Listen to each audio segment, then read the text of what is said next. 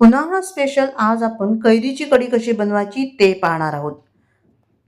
ही कैरीची कढी बनवायला अतिशय सोपी आहे, पटकन तयार होते, गॅसची बचत होते।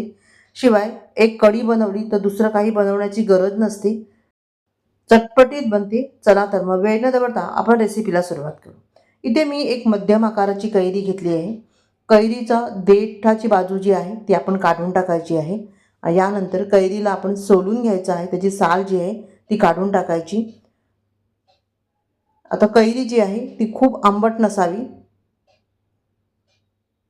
आता ही कैरी सोलून झाली की याला आपण स्वच्छ धुवून घ्यायचं आहे आणि स्वच्छ धुतल्यानंतर याच्या तुम्ही फोडी करून घेऊ शकता किंवा मग किसणीने किसून घेऊ शकता।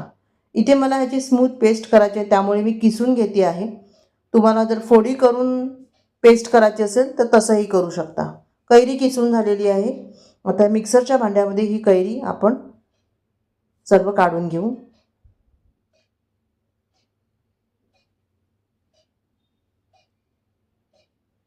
यानंतर यामध्ये आपण घालणार आहोत बेसन।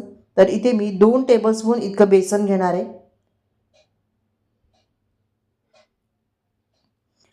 आता यामध्ये लागेल इतकं पाणी घालायचं आहे। साधारणतः मी अर्धा कप पाणी यामध्ये घातलेलं आहे आणि ह्याला मिक्सरला बारीक करून घेऊ। एकदम स्मूथ पेस्ट इथे मी तयार केलेली आहे। आता याला आपण बाजूला ठेवून देऊया आणि इथे आपण फोडणीची तयारी करू। एक पळी तेल ह्यामध्ये मी घातलेलं आहे, चांगलं गरम करायचं आहे। 4 ते 5 लसूण पाकळ्या उभ्या चिरून घेतलेल्या आहेत। यानंतर ह्यामध्ये आपण अर्धा चमचा मेथी घालणार आहोत, अर्धा चमचा मोहरी घातली आहे, अर्धा चमचा जिरं घातलेलं आहे, कढीपत्त्याची पानं घातलेली आहेत 8 ते 10 आणि हे मस्त असं चांगलं परतून घ्यायचं आहे। 4 हिरव्या मिरच्या मी उभ्या चिरून घेतलेल्या आहेत आणि बारीक केलेल्या आहेत।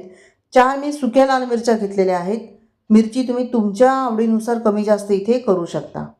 पाव टीस्पून इतकं हिंग घेतलेलं आहे आणि पाव टीस्पून इतकं हळद घातलेली आहे। आता हे सगळं व्यवस्थित मस्त असं परतून घ्यायचं आणि चांगलीशी फोडणी तयार करून घ्यायची। या फोडणीमध्येच आपण चवीनुसार मीठ घालून घ्यायचं आहे आणि त्यानंतर जो कोळ आपण तयार केला होता किंवा जी पेस्ट तयार केली होती कैरीची ती आपण ह्यामध्ये घालायची। आवश्यकतेनुसार ह्यामध्ये पाणी घालायचं आहे।